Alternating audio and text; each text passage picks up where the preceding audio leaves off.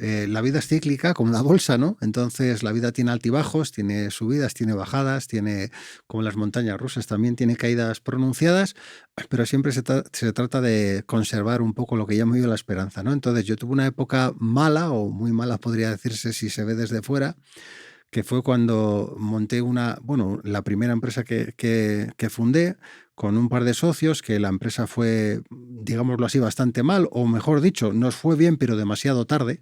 Cuando llegamos al mercado ya era tarde, ya teníamos un agujero económico importante y acabé literalmente arruinado y viviendo en un coche y comiendo en un comedor social. Cosa que a muchas personas les podría hundir posiblemente, a otras les podría servir de acicate. En mi caso concreto, pues lo vi como algo coyuntural, no lo vi como algo permanente. Yo no soy mis activos, no soy lo que tengo, sino soy lo que soy. Y yo sabía que no había cambiado, sino que encima en ese proceso negativo aparentemente había aprendido mucho más. Y lo que hice pues fue sacar fuerzas de flaqueza de aquello y en menos de 10 meses de ese suceso de estar en un comedor social, pues ya estaba de CEO en otra compañía. Entonces, quiere decir que la vida son sucesos puntuales de los que uno tiene que aprender y disfrutar porque no se van a repetir y yo creo que hay que disfrutar tanto de lo bueno como de lo malo, ¿no? O sea, muchas veces huimos de lo negativo y no nos damos cuenta que lo negativo siempre se convierte luego en positivo, si lo sabemos utilizar adecuadamente. Entonces parece que tenemos esa repulsión hacia todo aquello que no es sumar y creo que de vez en cuando que te dividan o te resten, pues al final, a largo plazo o medio plazo, te puede ayudar a crecer muchísimo como persona.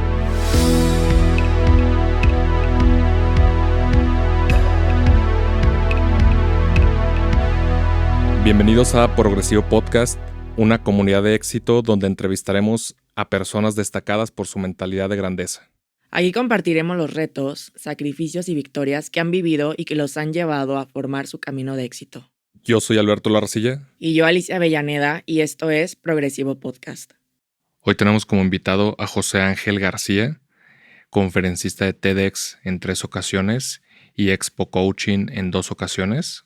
Ha desarrollado una docena de programas formativos, siendo profesor invitado en universidades en España, Estados Unidos, México y Bolivia, mentor registrado y miembro de la Junta Directiva de la Asociación Española de Mentoría y Consultoría y miembro de la Cámara Internacional de Conferencistas. José Ángel también es escritor de 4 libros y resalta entre ellos El pequeño saltamontes, Emprender es un salto al vacío. Hoy hablaremos de la ilusión del éxito empresarial, reponerse a un fracaso al emprender y la felicidad en el ámbito laboral. Bienvenidos a un nuevo episodio. Nos acompaña como siempre Alicia Avellaneda. ¿Cómo estás, Alice? Excelente, muy emocionada con el invitado de hoy. Invitadazo, español, José Ángel, ¿cómo estás? Muy bien, encantado de estar con vosotros. Hoy ya tenemos un muy buen rato platicando. Ya decíamos, oye, de qué vamos a hablar una vez que inicie la charla. Y tocamos un punto importante en España y en México, el fútbol. Sí, nos comentabas que eres fanático de Athletic de Bilbao. Sí. Pero ¿cuándo empezaste? Digo, yo sé que eres de Bilbao, pero ¿cuándo empezó esta afición por el fútbol?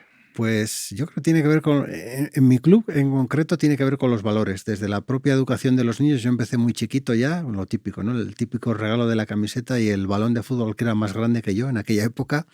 Y empecé con eso. Son unos valores que te inculcan, que es importante lo que ha sucedido aquí hace muchos años, es importante defender los colores de tu club, es importante estar orgulloso de quién eres también, que eso tiene mucho que ver. Y tiene que ver con eso, con estar orgulloso de ti mismo y también respetar, que es uno de los campos a nivel europeo más valorado por eso, es respetar al contrario. O sea, hay un respeto ya no por el club de fútbol de la tierra, sino por el fútbol, que es importante, ¿no? Entonces, cuando alguien que viene de fuera juega mejor que tu equipo, también se aplaude y se valora. Y eso creo que en pocos campos de fútbol se ve que lo que se incita muchas veces es el odio a lo que viene de fuera. Y al final es un deporte, no deja de ser algo en lo que se comparte un tiempo, se ve esa magia que tiene el deporte del balón y es más importante en mi tierra la magia del fútbol que tu club pueda ganar o no, ¿no? Porque casi nunca se gana. En mi caso esperas muchos años a ganar copas, en el caso de nuestro club, por la filosofía que tiene de no jugar con jugadores más que de la tierra, que también es otro aliciente extra, ¿no? Porque no es una selección internacional de futbolistas, sino que es alguien con el que te puedes sentir identificado. Entonces los niños es mucho más sencillo que conozcan a alguien de un barrio cercano que ha llegado al primer equipo, que no alguien que ha venido de África o de Estados Unidos o de cualquier otro país, y eso también incide mucho en la mentalidad que tenemos, que es una mentalidad ganadora a pesar de que no siempre ganemos copas, vaya. Oye, hay mucha referencia, ¿no? De lo que nos comentabas en colores y en filosofía con Chivas de Guadalajara. Yo soy de Chivas, de hecho, que Dios me perdone ahora que estoy aquí, a pesar de que hay mucha gente de Atlas, pero creo que la filosofía de Chivas es mucho más cercana a lo que era antiguamente el deporte del fútbol, que era la gente se empezaba a reunir por barrios, jugaban contra el equipo del barrio de al lado y así sucesivamente. Entonces, creo que el sentirte identificado con los colores, sabiendo que la gente que juega puede ser o haber sido vecino tuyo, te hace sentirte más cerca del club, ¿no? Que no es lo mismo que fichar a un Messi que viene de muy lejana, de una tierra muy lejana. Y creo que eso que genera un vínculo emocional con la afición que es difícil conseguir en los grandes clubes que financian los equipos a base de talonario y no tienen esa filosofía tanto de cantera como de esa cercanía con el futbolista. Oye, cuando estábamos haciendo esta búsqueda, aparte de ver tu parte de afición del fútbol, también topamos que tienes un par de charlas en TED y un par de charlas a nivel general, o sea, tú ya eres conferencista y ya tienes una metodología de trabajo, pero ¿todavía recuerdas cómo fue tu primera charla, tu primera conferencia?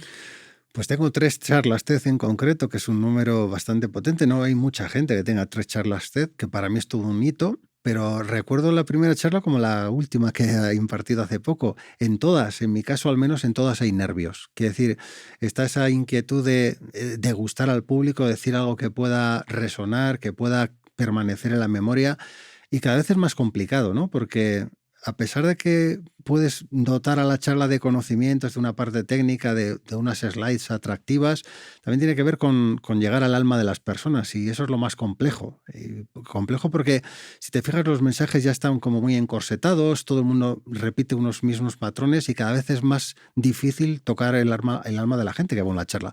Entonces yo creo que la parte más difícil es precisamente esa y siempre me genera la inquietud o ese gusanillo interno cuando voy a dar charlas. Entonces, es emocionante, o sea, si fuera un trabajo aburrido ya lo habría dejado hace tiempo, pero precisamente porque es emocionante me supone siempre un reto. Entonces sí que la recuerdo igual que la última, con la misma inquietud, el mismo nerviosismo de que la gente que llegue a una charla mía salga más enriquecida de cómo llego, ¿no? Ese sería un poco el objetivo de cualquier conferenciante, aparte de que algunos solamente se vayan a lo que es hoy en día el marketing o el personal branding. Pero creo que es mucho más importante dejar un pozo en la memoria de la persona a nivel emocional que el conocimiento, porque el conocimiento a día de hoy afortunadamente se puede adquirir incluso sin coste en cualquier medio social, ¿no? O sea, está al alcance de cualquiera. Y antes de estar frente a una audiencia, ¿qué tan vulnerable te sientes? Más cuando sabes la importancia que tienen esos programas, ¿qué tan vulnerable te sientes? Porque hoy en día también la sociedad juzga primero a la persona y después lo que dice. Sí, pues yo recuerdo cuando empecé en esto, que ya llevo casi 30 años, recuerdo que en aquellos cursos de oratoria y de comunicación estaba el típico truco tan manido de imagínate a todo el público desnudo y tal, ¿no? Como para quitarte tú la presión que sentías, pero es bastante más sencillo. Cuando tienes una charla realmente muy importante con miles de personas, te das cuenta que en un auditorio tan grande tú prácticamente solo ves la primera o la segunda fila, el resto de asistentes prácticamente por el tema de la iluminación no los ves, ¿no? Entonces, realmente siempre se trata de lo que se llaman los detalles, ¿no? De poner atención a lo más cercano. Entonces, igual que me gustan las charlas con poca gente porque hay muchísima más interacción y puedes mirar a los ojos a la gente, pues en el caso de las grandes charlas tienes que hacer lo mismo, es mirar a los ojos de las personas que están en las primeras filas, interactuar con esas personas en comunicación verbal y la comunicación no verbal, que es la parte más importante, diría yo, que cuando estás comunicando. Entonces, tiene que ver simplemente con ofrecerte, diría yo, de manera no egoísta, no pensando en la imagen, no pensando en nada más que en dar aquello que tengas dentro sin guardarte nada, porque hasta no hace muchos años yo recuerdo que por temas de competitividad las personas daban una parte del conocimiento y se guardaban otra parte, ¿no? O sea, esto lo doy sin coste y esto otro lo facturo. Yo creo que la clave de la vida está en darse del todo y no guardarte nada, porque de hecho nos vamos a ir de aquí todos con lo mismo, que es con nada. Entonces lo mejor es darlo todo ahora, antes de que ya no estés aquí, y la clave yo creo que pasa por vaciarse. En cualquier tipo de público, sea un grupo grande, sea un grupo pequeño, es dar todo lo que tienes, todo el conocimiento que tienes y ser generoso. Yo creo que para ser conferenciante o para impartir cualquier tipo de formación tiene más que ver con la generosidad y con la humildad de decir, yo aprendo al mismo tiempo que estoy formando, me estoy reformando yo mismo y estoy aprendiendo, y creo que es la mejor manera de impartir formación y impartir conferencias. Así es. Yo creo que hay un mayor impacto cuando lo haces con la intención de servir a los demás que estar esperando siempre algo a cambio. Y luego también tiene que ver con lo que te apasiona, ¿no? O sea, si tú impartes formación o conferencias de algo que te resulta apasionante a ti mismo, eso se nota y se vive, de hecho. Yo creo que hay una energía que se transmite entre el comunicador y el receptor del mensaje que es algo casi mágico, ¿no? O sea, de hecho, en los últimos estudios de neurociencia existe incluso un palpitar unísono entre el público y la persona que está impartiendo la formación o la conferencia, y esto tiene que ver con que los seres humanos tenemos muchas más cosas en común de lo que pensamos. Entonces, se genera una química muy especial cuando impartes algo que tiene que ver con la comunicación o transmites conocimiento, y en realidad yo creo que la clave está en que hay un enriquecimiento mutuo. O sea, tú emites un mensaje, pero recibes también del público muchísimo si estás atento a las señales, ¿no? Y yo creo que hay que estar muy atento a lo que decía Tom Peters, las pequeñas grandes cosas, los pequeños detalles es lo que llama la atención, mucho más.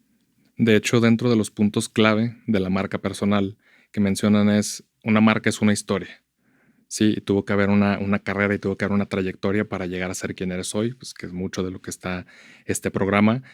Y en concreto, ¿recuerdas tu Renault 19 que está en un par de tus charlas? ¿Nos puedes platicar un poco de él? Sí, pues la vida es cíclica como la bolsa, ¿no? Entonces la vida tiene altibajos, tiene subidas, tiene bajadas, tiene, como las montañas rusas, también tiene caídas pronunciadas, pero siempre se trata de conservar un poco lo que llamo yo la esperanza, ¿no? Entonces yo tuve una época mala, o muy mala podría decirse si se ve desde fuera, que fue cuando monté la primera empresa que fundé con un par de socios, que la empresa fue, digámoslo así, bastante mal, o mejor dicho, nos fue bien, pero demasiado tarde. Cuando llegamos al mercado ya era tarde, ya teníamos un agujero económico importante, y acabé literalmente arruinado y viviendo en un coche y comiendo en un comedor social. Cosa que a muchas personas les podría hundir posiblemente, a otras les podría servir de acicate. En mi caso concreto, pues lo vi como algo coyuntural, no lo vi como algo permanente. Yo no soy mis activos, no soy lo que tengo, sino soy lo que soy.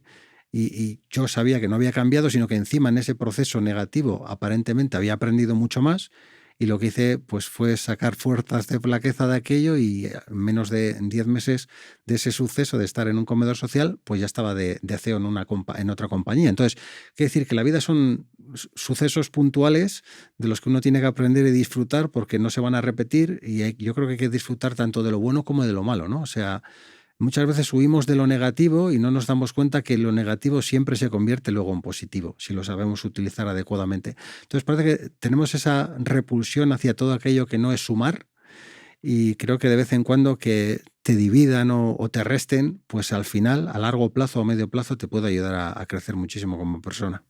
Oye, José, y en esos 10 meses que estuviste en esa situación, que yo también soy de la idea de que tienes que tocar fondo para poder ir hacia adelante, ¿qué fue lo más difícil que te pasó? Lo más difícil.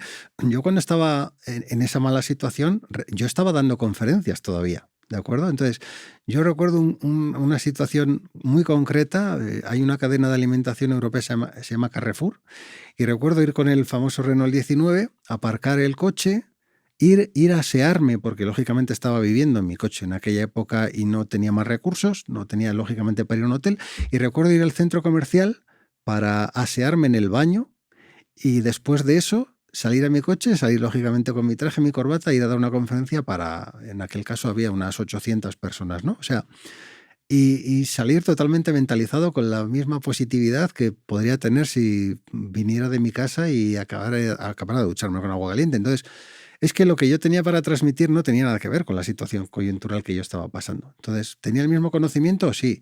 ¿Tenía más experiencia? Incluso también, ¿no? Entonces, pues desde ese punto de vista, seguía siendo igual de generoso, seguía siendo igual de positivo, y al final, pues ser positivo no es que sea una ciencia mágica, pero sí que te ayuda, yo creo que en ciertas situaciones, a sobrellevar mejor aquello que puede ser negativo. No se trata de pensar que odio esto de la psicología positivista, todo es positivo. No, todo no es positivo. Hay lógicamente cosas que son malas, ¿vale? Que hay que catalogarlas como una experiencia negativa, pero lógicamente hay que extraer de ellas, como si fuera una inoculación, hay que extraer precisamente todo lo positivo, y lo que intentaba hacer yo era eso. Básicamente recuerdo además, mira, que ese día que fui a dar esa conferencia, que fue en Galicia, la conferencia, en un evento que se llamaba B-Web, el cura de la localidad donde yo tenía aparcado el vehículo me tuvo que prestar dinero para la gasolina para acercarme a esa ciudad, porque estaba a unos 60 kilómetros. O sea que recuerdo con bastante nitidez todas aquellas anécdotas, el comedor social, la gente que conocí en el comedor social, y la riqueza de la gente que no tiene recursos, incluso, ¿no? O sea, dentro de su carácter, de su personalidad, todo lo que ellos habían vivido y por qué habían terminado en esa situación me ayudó no solamente con mi propia experiencia, sino con la experiencia de otras personas que conocí en el comedor social, a entender mucho mejor el mundo sin mirar solamente por un agujero muy pequeño. Sí, porque, o sea, muchas veces nuestra postura ante las situaciones viene a cuánto dinero tenemos, cuántos activos tenemos, que es lo que mencionas ahora. Y creo que el mirar esta perspectiva de, claro, o sea, tuviste probablemente un fracaso que no esperabas, nadie espera fracasar, pero te repusiste porque supiste entender de dónde te habías equivocado. Ahora, lo que a mí me gustaría saber de esta historia de emprendimiento es cuál fue el error, o sea, por qué llegaron tarde al mercado cuando les empezó a ir bien. Pues es que es curioso esto que me comentas, porque me hablas de en qué parte nos hemos equivocado. Tú piensas que en muchas ocasiones la gente que tiene problemas no se ha equivocado en nada, ¿vale? Te voy a poner como ejemplo la pandemia. Había empresas bastante consolidadas, con bastante mercado, con una buena estructura, pero que cambió todo. El mundo cambió radicalmente y se vieron fuera del mercado y vieron que no podían salir ni a la calle a vender, ¿vale? Entonces, de alguna manera, no siempre es una equivocación el aterrizar en una mala situación. Puede ser una mala percepción, puede ser una equivocación, o puede ser que el mundo cambie y tú no hayas cambiado de manera adecuada, ¿vale? Entonces, creo que en mi caso concreto, por ejemplo, pues sí que es verdad que en primer lugar el iniciar una actividad con dos socios no me dejaba mi margen de maniobra para la toma de decisiones, que esto es una parte muy importante. Las empresas no podía decidir ágilmente porque dependía de renegociar cada decisión con los socios, por un lado, y que por otro lado, aquello que inicialmente era una ventaja competitiva, que era montar la empresa en un estado, llamaríais aquí en México, en una provincia, donde los costos o los costes eran más reducidos, que eso aparentemente es una ventaja al inicio de la actividad, luego se convirtió en un hándicap. ¿Por qué? Porque ese mercado sí tenía los sueldos más bajos, pero en contrapartida también tenía un mercado que no estaba preparado para los servicios que nosotros vendíamos. Por lo tanto, nos costaba muchísimo más llegar al mercado, ¿vale? Que de hecho nuestros primeros clientes fuertes vinieron de otros estados o de otras provincias, pero ya ha pasado prácticamente un año. Entonces, lo que al principio podía ser una ventaja se convirtió después en una desventaja. Entonces, como te comentaba antes, tiene que ver con que en la vida no todo lo que aparentemente es una cosa es lo de... Por una cosa es el escaparate y otra cosa es la trastienda, ¿no? O sea, lo que aparentemente puede ser muy positivo, luego siempre puede tener, como dicen los chinos, está el yin y el yang, y en cada parte positiva hay algo negativo y en cada parte negativa también hay algo positivo.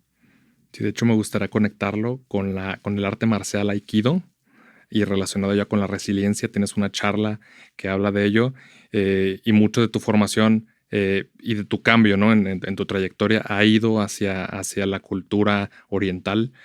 ¿Nos podrás platicar un poco de ello? Sí. Pues mira, yo fui un niño que de pequeño tenía gafas.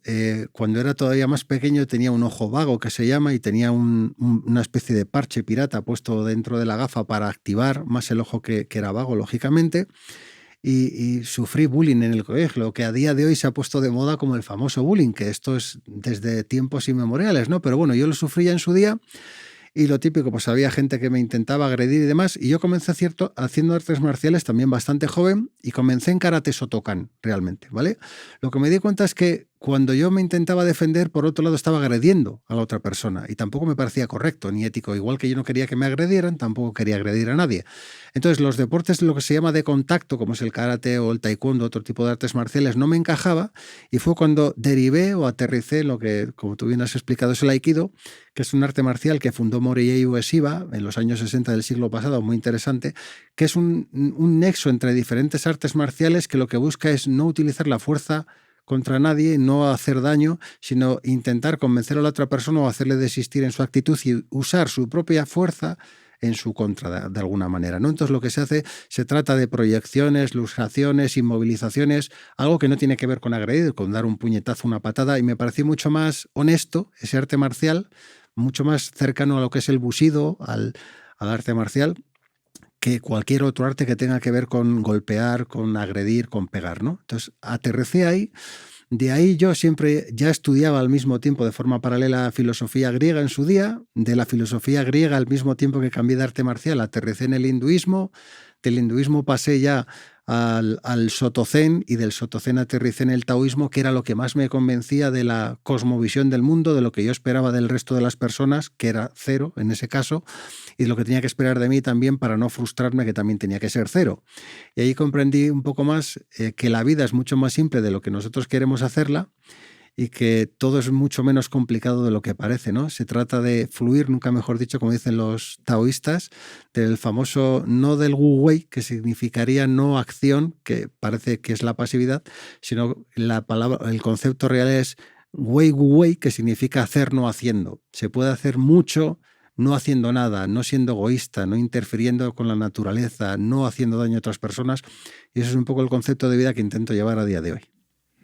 Sí, fíjate que esta parte creo que combina mucho con el cómo has llevado ya las empresas y la filosofía también al poder buscar como estas regularizaciones en tema de personal, que dentro de tu trayectoria tienes puntos clave en el marketing digital, pero poco a poco se han ido más hacia la parte de cultura organizacional, que lo platicábamos hoy en la mañana.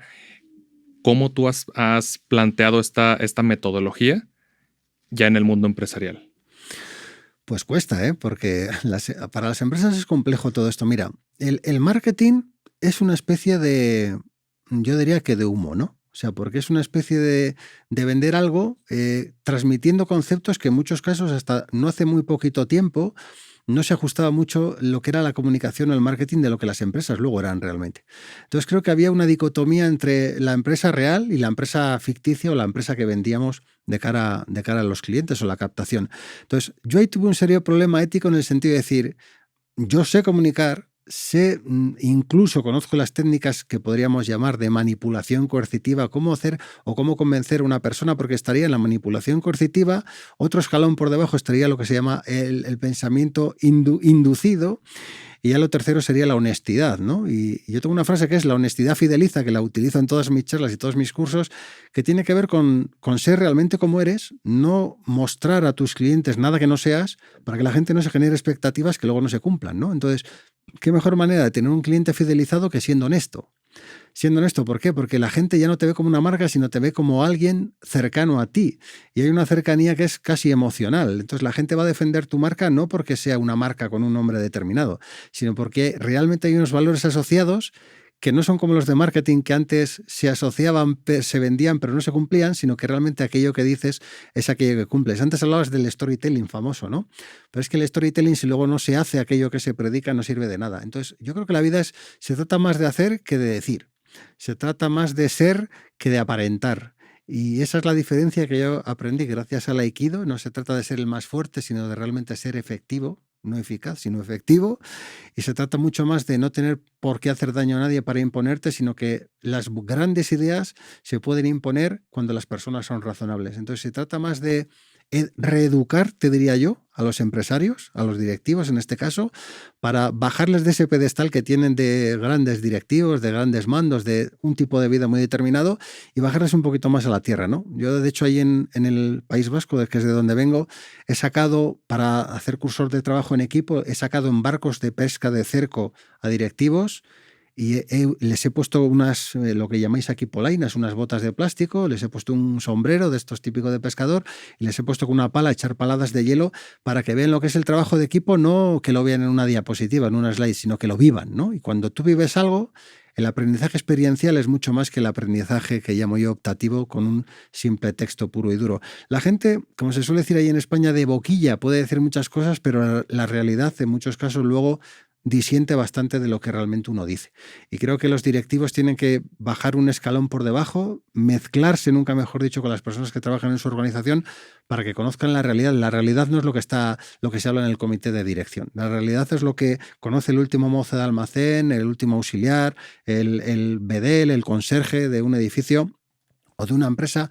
Esa es la realidad corporativa, que no es la que vive el director general o el CEO, ¿no? Entonces creo que hay una gran distancia entre una realidad y otra, y lo que los directivos consideran como su verdad o la única verdad realmente no se ajusta para nada a la verdad. Es su pequeña realidad, pero está bastante alejada del mundo real. O sea que creo que pasa todo por reeducar en ideologías, en pensamientos y además en demostrar científicamente con datos que es mucho más sencillo conseguir una alta productividad tratando bien a la gente que no explotando a la gente, ¿no? Entonces se trata de dar armas y desarrollo personal a los propios trabajadores para que ellos crezcan y de manera simultánea la empresa crezca. Y no que solamente crezcan los ratios económicos de la compañía y las personas sigan estancadas. Entonces creo que el problema de las empresas casi siempre suele ser ese. ¿Y cuál es? Ay, perdón, adelante. Y es más un tema de ego, ¿no? Porque digo, también creo que hay personas que pierden mucho piso ya cuando están en la cima. Es un tema de ego, es un tema del cerebro primigenio del ser humano que solo tiene 3 opciones, que es la ira, que es el miedo o que es el inmovilismo. Entonces, a los directivos les suele pasar mucho eso, ¿vale? O sea, llegan a un estatus que piensan que tienen miedo a perder aquello que han conseguido y la forma de no perderlo precisamente es pisotear los derechos o el crecimiento de los demás. Y creo que una empresa se tiene mucho más que parecer a un sistema de una sociocracia en la que todo el mundo tiene voz y voto de alguna manera.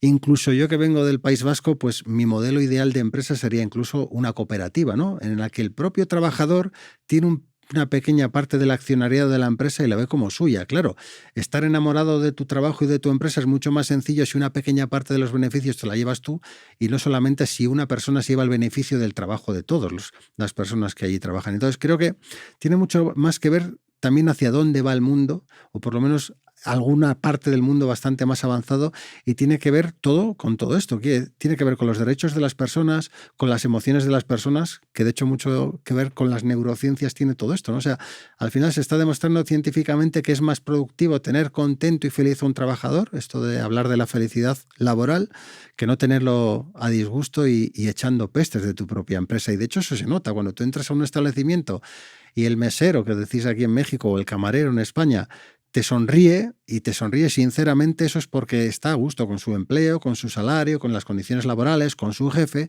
Y cuando ves a alguien que está forzado en un trabajo que solamente lo hace porque tiene que llevar dinero a casa para mantener su familia, se nota esa diferencia entre la pasión, entre la profesionalidad y entre el interés, ¿no? Entonces yo creo que no hace falta argumentar mucho más. Las cifras a día de hoy estadísticamente demuestran que apostar por la felicidad en las organizaciones es una apuesta a largo plazo inteligente y que apostar por lo que llamamos ahí el famoso látigo o el palo contra el empleado, pues es como tirar piedras en tu propio tejado.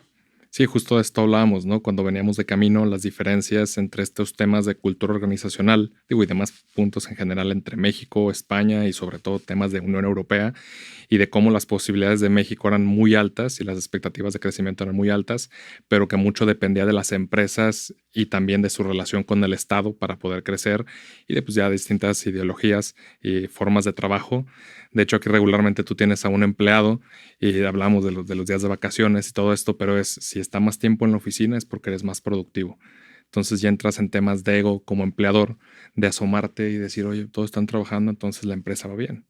Sí, y tú ves los números y no van bien, pero tú por tu ego quieres nada más ver que funciona. Y digo, ya hemos estado en esas estructuras. ¿Cuál ha sido el caso más distópico en tu carrera que te has encontrado al dar consultoría a estas empresas?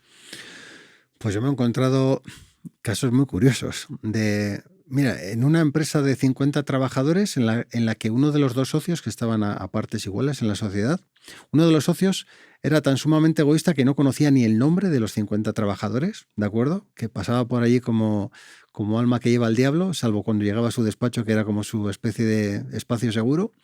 Y sin embargo, el otro socio, curiosamente, era una persona de edad avanzada que se paraba a hablar con todos los empleados de la empresa, conocía a todos por su nombre e incluso se dedicaba a ayudar a los mozos de almacén cargando pesos y cajas con la edad que tenía. Entonces, he visto los 2 mundos y hay una diferencia abismal.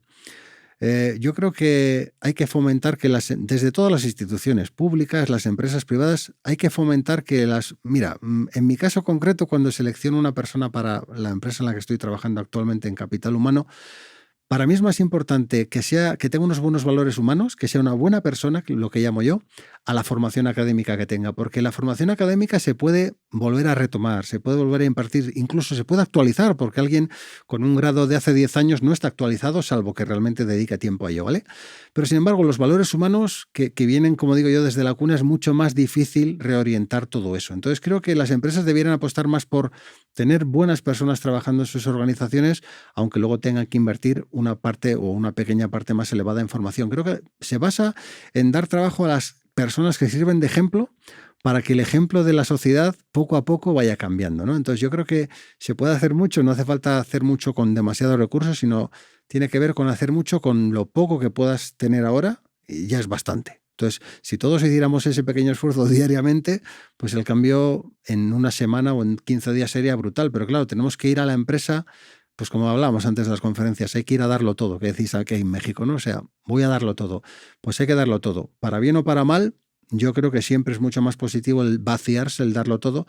Y en las empresas hay que hacer lo mismo. Hay que intentar tratar de dar al empleado lo máximo, los máximos derechos, porque pensando egoístamente, el retorno de esa inversión siempre va a ser para la compañía mucho más importante en cifras económicas que si lo que damos es parcial o incluso lo que intentamos es quitar de esa parte para dedicarlo solamente a obtener beneficios.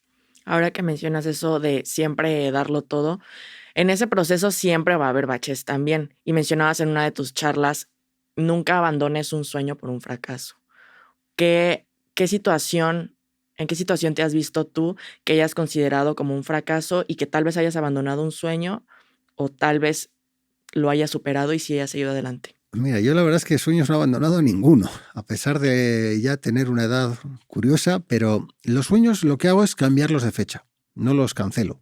Es decir, yo no abandono ningún sueño. Imagínate, por ejemplo, yo hace muchísimos años me gustaba muchísimo la música y me hubiera gustado ser un buen pianista, pero no es un sueño que he abandonado. Imagínate, ahora igual no tengo el tiempo para dedicarle al piano, pero igual dentro de 5 años tengo muchísimo tiempo y puedo dedicarme a hacer lo que me gusta, ¿vale?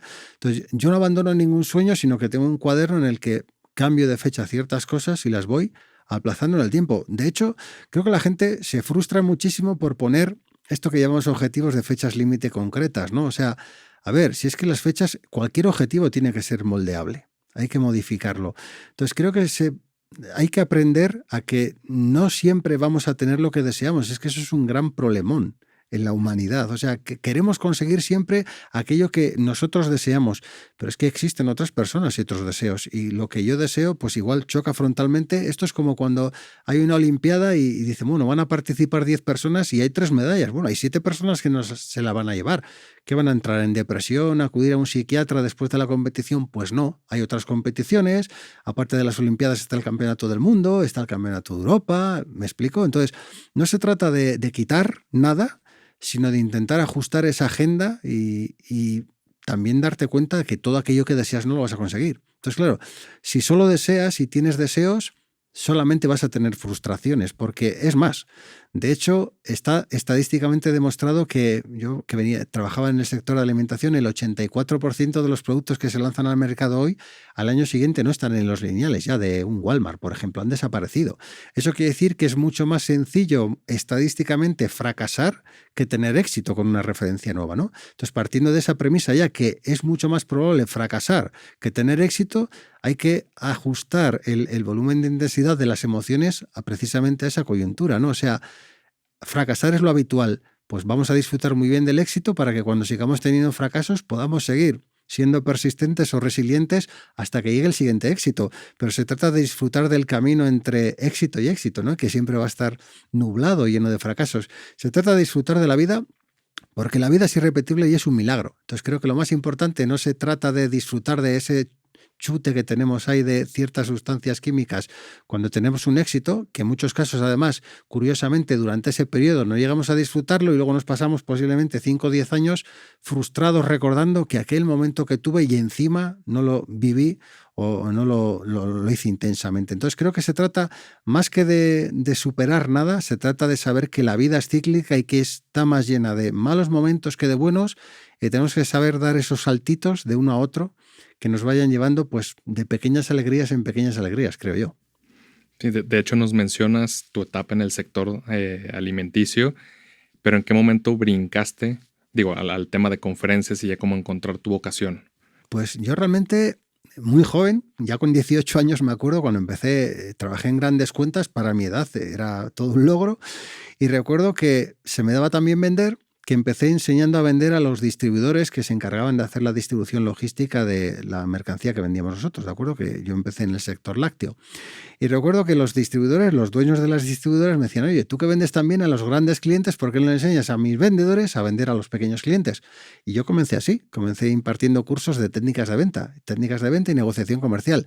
Y de ahí ya pasé a lo que serían habilidades directivas y ya diría que pasé de ahí a lo que llamo yo un cambio de paradigma y enseñar a la gente a intentar pensar de manera distinta, enseñándole un mundo que posiblemente en muchos casos no vean, ¿no? Porque están acostumbrados a cursos en hoteles, en empresas de temáticas aburridas y de contenidos muy claros, ¿no? Como muy clasicotes. Y yo intento sacar la formación precisamente de las aulas, intento traer autores que no son tan reconocidos o tan conocidos con ideas bastante más disruptivas. Y esa es un poco mi filosofía de vida, o sea, de enseñar a la gente que existe otro mundo, que encima ese mundo es sumamente positivo si se aplica y que el mundo necesita más que nunca a día de hoy precisamente esas nuevas ideas, básicamente. ¿Y cómo tú te fuiste formando? O sea, ¿cómo fue ese cambio de tener la parte comercial hacia tú ya como consultor, después como escritor? Tienes un par de libros, ahora hablaremos de ellos, pero ¿tú cómo te empezaste a nutrir para tú cambiar tu mindset? Pues yo venía ya desde jovencito ya precargado, que llamo yo, como si fuera un disco duro, ¿no? Entonces yo tenía interés por saber cómo se controlaban o se manejaban las empresas, por qué la gente compraba, por qué la gente era capaz de vender un producto en una zona, en otra zona no, qué tipo de idiosincrasia también incidía en las ventas. Y comencé un poco por eso, por hacerme preguntas. ¿Por qué se vende? ¿A quién se vende? ¿De qué manera se vende? ¿Realmente cuánto hay que vender? ¿Cuánto es asumible por un mercado en cuanto a volumen? Y comencé así, realmente. Y luego la otra parte es que además de saber todo eso, yo quería saber el porqué de las cosas en general. O sea, por qué me sentía triste, por qué cuando vendía muchísimo, por ejemplo, un día, pues posiblemente ese día estaba lleno de éxtasis y el día siguiente pues me pegó un pequeño bajón, ¿no? Digo, y emocionalmente esto, ¿a qué se debía? Y empecé a nutrirme de un montón de libros que en muchos casos eran bastante antiguos para lo que es el día de hoy. No pasaba por los libros de autoayuda, sino que yo directamente acababa en los filósofos griegos o en el Tao Te Ching o en la Bhagavad Gita, y tenía que ver con lo que yo creía que el hombre llevaba aplicando 3.000 años, que todavía tenía su aplicación a día de hoy, pues igual que en las empresas todavía los ejecutivos se leen el arte de la guerra de Sun Tzu. Quiere decir que son libros que no pasan de moda porque el ser humano es tan predecible en algunos casos que se pueden aprender muchas cosas de los grandes clásicos sin caer en comprar libros que, si los analizas comparados con libros de hace 3.000 años, no tienen mucho que aportar a día de hoy. O sea, no hay mucho cambio en realidad, ¿no? O sea, son una reactualización de conceptos ya bastante antiguos. Y tiene más que ver con las emociones incluso que con el propio conocimiento. O sea, a mí esto de las técnicas de negociación método Harvard suena muy bien, pero antiguamente en las hogueras, en las aldeas, se negociaba de una manera muy especial que tenía un gran rédito y no tenía nada que ver ni con la tecnología ni con los avances científicos, ¿no? Entonces tiene más que ver con la parte interna del ser humano, que es la parte más desatendida. O sea, vivimos casi siempre hacia el exterior, nos olvidamos de la parte interna, ¿no? Nos educamos con conocimientos de fuera y no indagamos en cómo somos nosotros, en quiénes somos nosotros, y eso yo creo que nos lastra. Entonces yo tenía la inquietud de vivir hacia afuera y aprender hacia afuera, pero también de mirar hacia adentro y de reconocerme yo quién era y hacia dónde podía llegar. Entonces, cuando te reconoces a ti mismo y reconoces tus debilidades y tus fortalezas, es cuando piensas que no tiene por qué haber nada imposible, que lo único que es innegable, por un lado, como dicen los chinos, es lo único innegable es el cambio, punto uno. O sea, para mí no existe en las empresas gestión del cambio, solo existe gestión. El cambio es algo constante, no es una variable, por lo tanto no hay que gestionar el cambio, sino hay que gestionar el día a día.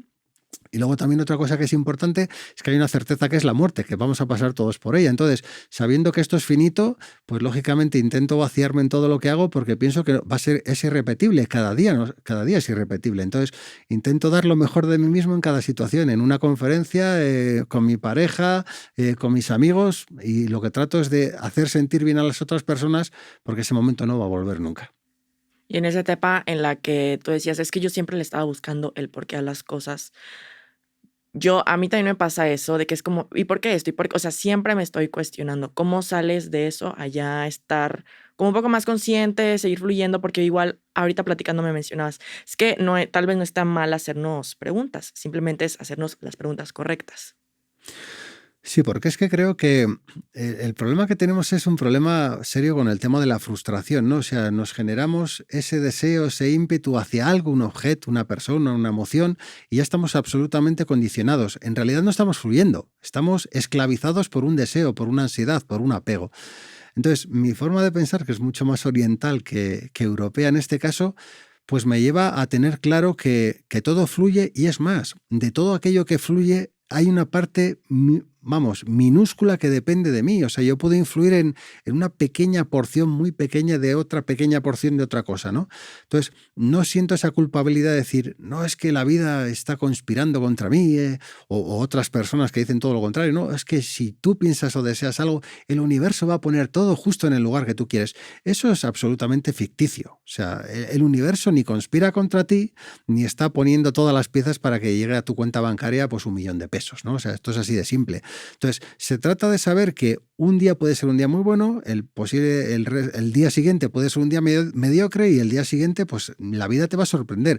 Y se trata de dejarte llevar, de darte cuenta de que el día mediocre, pues si te fijas bien y pones atención, tiene siempre algo de aprendizaje que puede sumar, incluso un día malo te puede sumar, que incluso cuando alguien fallece, pues si permanece en tu recuerdo, no se ha marchado, sino que sigue vivo en ti o en tus amigos o en tu círculo más cercano. Entonces se trata de que realmente nada te preocupe y todo te despreocupe. Que hablábamos antes de un libro interesante, que todo te importa un bledo, en cierto sentido.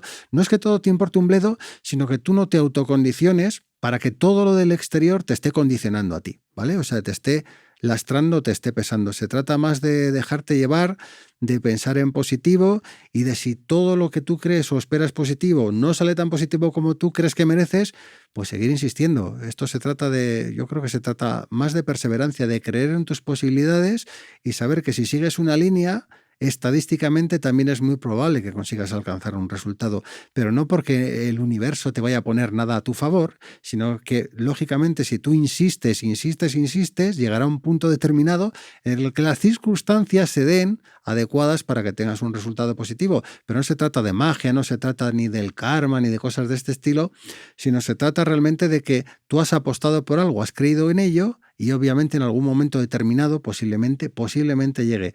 Pero si no llega, también hay que sonreír. Básicamente yo creo que ese es el mensaje, ¿no? Sí. Oye, José, hablando de libros, ¿cuál fue el libro o los libros que influyeron más en ti para iniciar tu carrera como escritor? Porque ese es un punto importante. Uno de tus libros, El Pequeño Saltamontes, ese ya lo conocía antes de contactarte para la charla y por eso te contacté. Dije, oye, aquí hay un punto importante porque son de los primeros que por lo menos de este lado del mundo se dan para el tema de emprendimiento. Sí. O sea, ¿cuál? Pues qué libros. Mira, yo me acuerdo, yo soy muy de leer libros he sido más jovencito. Julio Verne me parece espectacular porque creo que te ayuda a sumar muchísimas cosas. Ya no solamente se refiere a conocimiento, sino a tener ilusión por la vida, a creer en que todo se puede mejorar, en que más allá de lo que tú pienses existen cosas que igual hasta desconoces. Eso por un lado. Y luego, curiosamente, algunos libros que aparentemente pueden parecer como aburridos, ¿no? La República de Platón, pues me enseñó a pensar como persona, a integrarme dentro de una sociedad, a consolidar ciertos valores en mi carácter que incluso cuando la sociedad no los tuviera, yo sabía que tenía que mantener, por ejemplo. Y luego, como libros más clásicos todavía, si me apuras, pues te diría que el Tao Te Ching es el libro más importante de los que he leído yo, o el Dao De Jing, como quieras llamarlo, de todos los clásicos, porque sí que es verdad que en el sector empresarial el arte de la guerra de Sun Tzu es muy conocido, el Tao Te Ching no lo es tanto, ¿vale? Pero es un libro muy clásico que te explica de una manera relativamente sencilla cómo funciona el mundo, cómo te puedes sentir o cómo debieras sentirte tú para fluir con el mundo y no ser o no centrarte en que tú seas el foco ni el centro de nada, sino pensar que estás en un mundo muy grande, demasiado grande, en el que tú formas parte de él y que realmente tampoco eres tan importante, ¿no? Es este afán que tenemos por, no, es que a mí, yo y mis intereses y mis deseos y lo que yo quiero está muy bien, pero que hay muchas personas con muchos intereses. Entonces, no se trata de imponerte tú ni por la fuerza ni por tus deseos, sino se trata de vivir en armonía con todo aquello que te rodea, básicamente.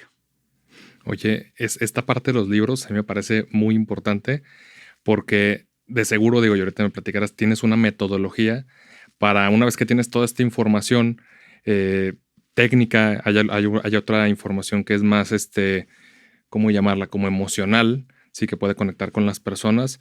¿Tú qué proceso creativo tienes al momento de escribir? Porque digo, 4 libros, no es como que uno, o sea, ya son 4, pero también todos a su vez son diferentes y te quieren dejar un valor distinto. ¿Cómo escribo? Pues es relativamente sencillo. Mira, a mí me cuesta más documentar un libro que escribirlo. O sea, tardo mucho más tiempo en documentar un libro. Significa el que, por ejemplo, cuando escribo un libro, el de cuentos budistas, La leyenda del barco Lievde, existe un hotel con ese nombre, tiene ese número de habitación porque yo he llamado y he consultado y sé las habitaciones que tiene, qué números tienen. El desayuno que sirven en ese hotel, por ejemplo, tiene esos ingredientes. Una avenida que yo cito, por ejemplo, en el libro, si tiene 3 carriles es porque sé que tiene 3 carriles. Si el semáforo está a tal altura cerca de un museo es porque ese semáforo existe. Entonces, eso es el documentar. Y en algunos casos, para documentar un libro, pues te puedes pasar un año buscando información de un tema que te apasione, ¿no? Después de ese proceso, curiosamente, lo que hago es escribir el prólogo y 1 o 2 capítulos y siempre escribo el final del libro, en el caso de las novelas. Porque esto que dicen de los escritores, ¿no? Uno de los principales problemas es como, ¿y el final? ¿Cuándo lo escribes? ¿No? O sea, y cuando ya llevas la novela avanzada, ¿y cómo acaba? Y te quedas ahí como en blanco, ¿no? Entonces, yo siempre tengo muy claro cómo quiero que empiece el libro, cómo quiero que termine y los valores que tiene que transmitir la obra. Entonces, al escribir el final, me quito todo el peso de encima que podría tener cualquier tipo de escritor, ya me lo he quitado de un plumazo. O sea, ya no me preocupa al final porque ya lo conozco y lo que hago luego es encajar las piezas en los diferentes capítulos. Me hago una escaleta, obviamente, digo, mira, en cada capítulo tienen que pasar ciertos acontecimientos con ciertos personajes y una vez que tengo ya eso preparado, lo que hago es aislarme del mundo mundial durante prácticamente 2 semanas, porque no he tardado, los libros siempre los escribo casi siempre en 2 semanas y me dedico esas 2 semanas solo a escribir. Entonces, da igual, no tengo un horario fijo. Hay días que escribo mucho más por la mañana, otros días que por la mañana no estoy inspirado y escribo solo por la tarde o de madrugada. Pero sí que me asigno las 2 semanas porque casi siempre, si te fijas, los libros tienen 15 capítulos y lo que hago es repartir cada día y me levanto y hasta que no termine el capítulo satisfecho, de manera satisfactoria, no acabo el día, ¿vale? Entonces, lo hago así y luego ya hago una revisión del texto, voy ajustando frases, ajustando adjetivos, ajustando conceptos y luego ya lo paso a la corrección ortotipográfica y de estilo, que lo hace otra persona, ¿de acuerdo? Que lo que hace es pulir lo que yo no haya visto, ¿no? Porque muchas veces estás tan enfrascado en el libro. Y otra cosa que sí que hago también como costumbre es seleccionar previamente a escribir el libro una banda sonora. O sea, si escribo un libro de cuentos budistas, pues lógicamente es música que tiene que ver pues con música zen, música antigua tradicional japonesa, dependiendo un poco la novela, ¿no? Pero sí que elijo una banda sonora y no escucho nada durante esas 2 semanas que no sea eso. O sea, no escucho la radio, no leo el periódico, no pongo otro tipo de música. O sea, simplemente escucho la música que creo que me ayuda a viajar a la historia hasta el punto de sentirme casi prácticamente extasiado, básicamente. Y luego en el caso, por ejemplo, del libro de haikus, curiosamente, durante ese proceso de 2 semanas, lógicamente hay momentos de inflexión que estás súper saturado de información, de música, acabas loco, ¿no? O sea, siempre oyendo la misma música.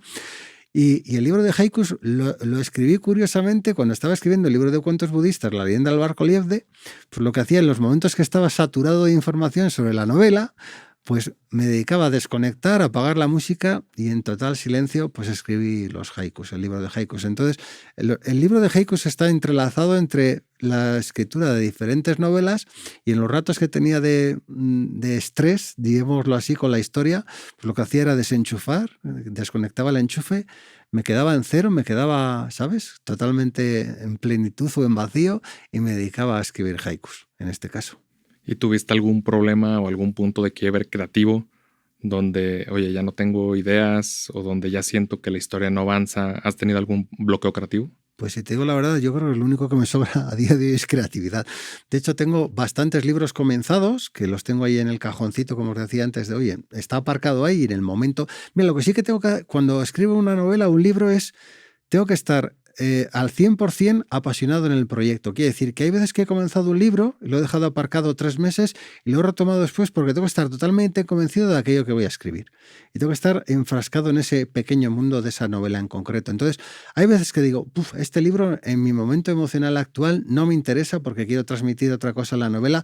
Digo, voy a esperar. Y cuando llega el momento adecuado, el libro vuelve a ti más que volver yo al libro, ¿no? Entonces, tú te das cuenta que estás preparado para escribir cierto tipo de libros en cierto momento. Pero si te soy sincero, sincero, mira, incluso tengo guardadas, yo te diría, no cientos, miles de noticias que encuentro día a día que me llaman la atención, que dan para escribir un libro. Yo me acuerdo de un caso en Estados Unidos de un deportista de élite que, dando marcha atrás en su camioneta en lo que se llama en la zona esta del césped o del jardín que tienen en la entrada de las villas, pues dando marcha atrás atropelló a su hija de 4 años con un triciclo chiquitito, con una bicicleta pequeña, y dije, las emociones que tiene que haber vivido esa persona en ese proceso de duelo son tan brutales que dan para hacer, no un libro, casi 3 libros. Entonces, hay ciertas noticias que me han llamado siempre mucho la atención, el caso de las últimas crucifixiones en Turquía de mujeres, o sea, ciertas noticias que me han impactado tanto que me han dicho, esto requiere ser contado. Entonces, creo que algo que parece puntual o un hecho, o un pequeño hecho dentro de la vida de una pequeña persona, pues si lo extrapolas al resto del planeta, te puede ayudar a ver el mundo desde otro punto de vista. Entonces, me interesan mucho las noticias, me interesan mucho las personas, en este caso, y creo que no hay historia ni persona pequeña, sino que todo se puede potenciar a través de la hipérbole y del tratamiento adecuado de los personajes y del tratamiento adecuado del lenguaje, y cada cosa que sucede en el mundo, cada pequeña cosa, creo que es noticiable, porque ¿qué es más importante? ¿La vida de Steve Jobs, un caso de éxito, o la vida de alguien que después de 35 años pierde su empleo y presto ya prácticamente a la jubilación se queda sin recursos? Entonces, para mí tiene el mismo valor, a nivel de potencial humano, tiene el mismo valor. Yo no veo el ejemplo en eso, sino que veo el ejemplo en los pequeños actos. Entonces, todo eso me parece súper reseñable. Toda esta relevancia entre lo que te apasiona y después lo conectas con la resiliencia, ¿no? O sea, realmente tiene que apasionar en ese momento para que digas, oye, ahora sí voy a darlo todo. Sí.